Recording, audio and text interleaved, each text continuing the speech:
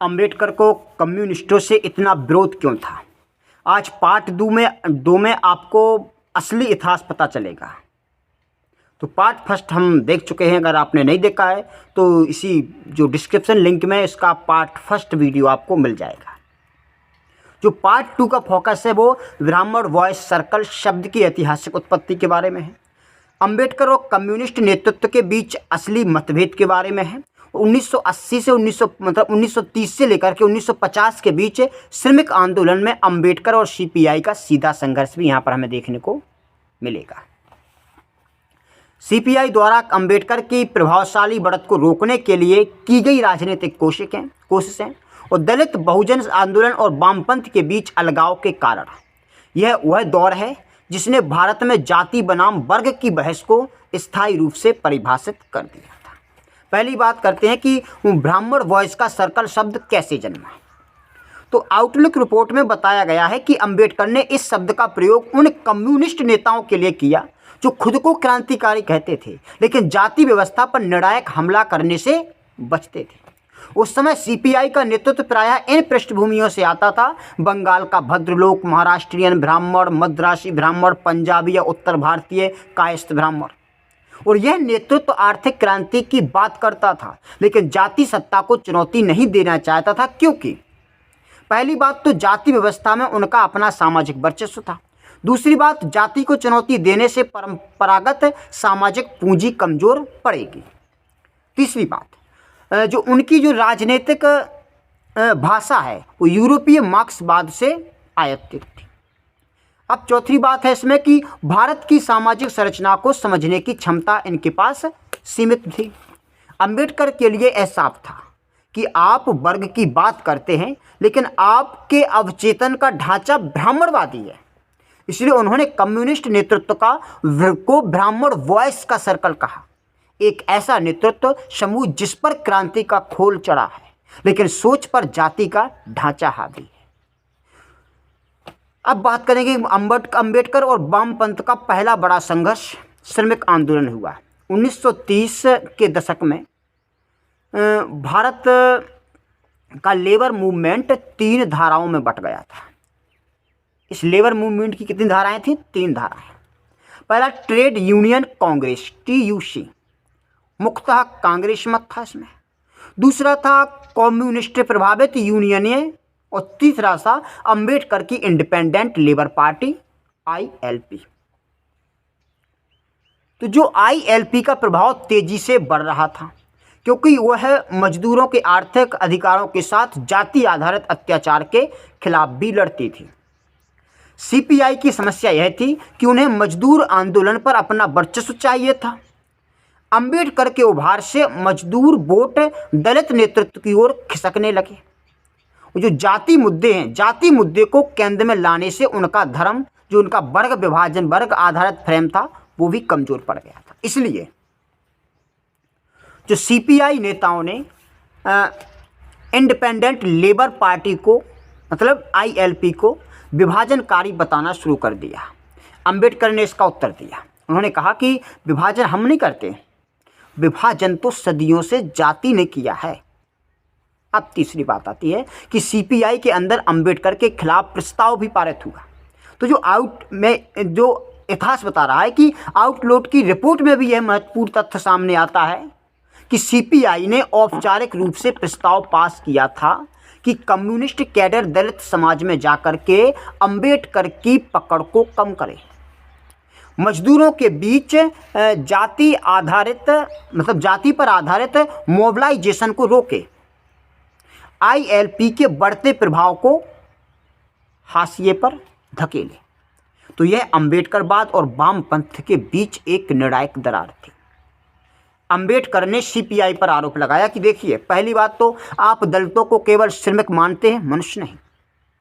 दूसरी बात, आप जाति को ना समझना अपनी सुविधा के लिए चुनते हैं, दलितों की सुविधा के लिए नहीं। और तीसरी बात, आप वर्ग संघर्ष की आड़ में दलित राजनीति को दबाना चाहते हैं। दलितों की स्वतंत्र आवाज आपको स्वीकार नहीं है। उनके अनुसार कि वामपंथी नेतृत्व का जाति अंधत्व सबसे खतरनाक है क्योंकि वह स्वयं को प्रगतिशील समझता है। अब जाति क्या है? जाति है या फिर यह सुपर स्ट्रक्चर का भ्रम है। जो कम्युनिस्ट का सिद्धांत है उसके अनुसार आर्थिक आधार यानी इकोनॉमिक बेस बदलता है, सामाजिक सांस्कृतिक ढांचा जैसे जो है वो सुपर स्ट्रक्चर अपने आप बदल जाता है। सीपीआई ने जाति को सुपर स्ट्रक्चर माना, अर्थात जो ऑपरेशन इन्होंने लिया गया, क्या किया इन्होंने? वर्ग कहा, और इन्होंने कहा अगर हम वर्ग के आधार पर विभाजन करें तो परिणाम क्या होगा? जाति अपने आप खत्म हो जाएगी। लेकिन अंबेडकर का मॉडल बिल्कुल उल्टा था। वो कहते हैं कि जाति सुपर स्ट्रक्चर नहीं है, जाति मूल संरचना है, कोर स्ट्रक्चर है इस इंडियन समाज का। और उन्होंने ये भी कहा कि जाति मतलब धार्मिक, मानसिक और सामाजिक जीव वैज्ञानिक व्यवस्था।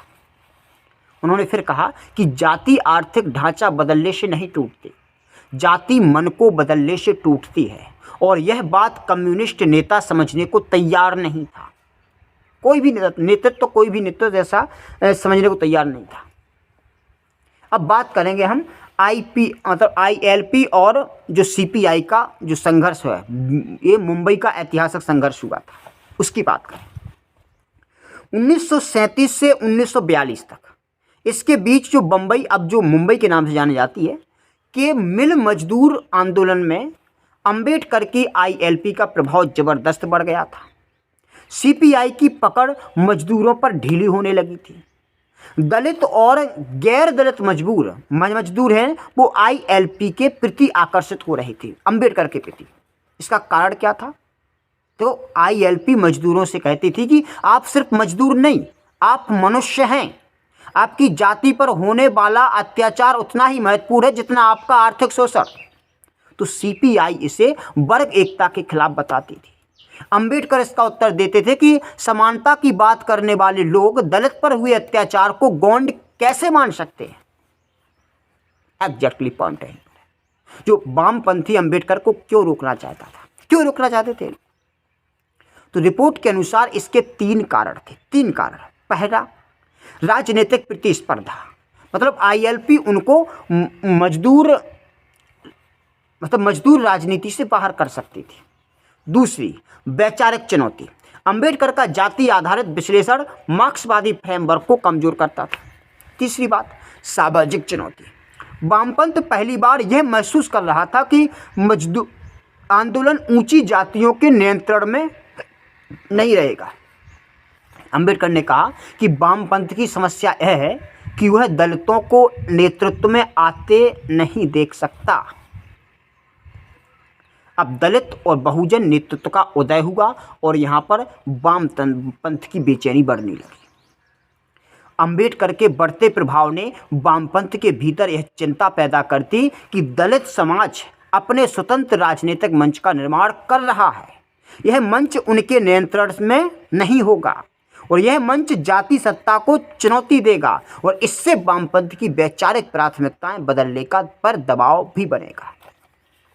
इसलिए CPI ने अंबेडकर के खिलाफ वैचारिक और राजनीतिक अभियान चलाया जिससे अंबेडकर बनाम वामपंथ, इसका वैचारिक निष्कर्ष निकल के आता है कि जो अंबेडकर ने कम्युनिस्टों से कहा कि आप मजदूर की आर्थिक दुर्दशा देखते हैं लेकिन उसकी सामाजिक पीड़ा को नहीं।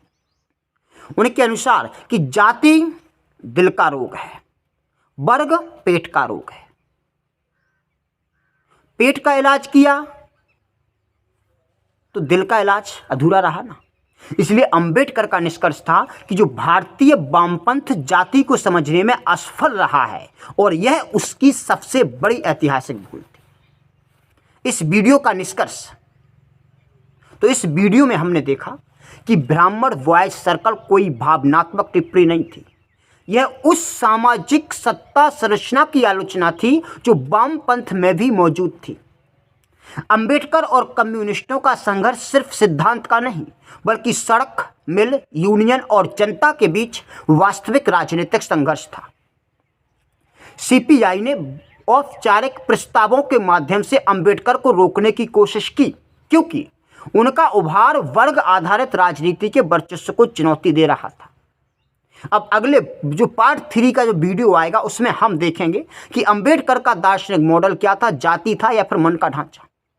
मार्क्सवादी और अंबेडकरवाद की सैद्धांतिक तुलना देखेंगे, क्यों अंबेडकर का विश्लेषण भारतीय समाज पर अधिक सटीक बैठता है और वामपंथ की जाति राजनीति से ऐतिहासिक दूरी रही है और दलित आंदोलन को वैचारिक स्वतंत्रता मिली हुई है। इसलिए कहीं मत जाइएगा, शाम को 8 बजे फिर मिलते हैं इसके पार्ट 3 पर। धन्यवाद।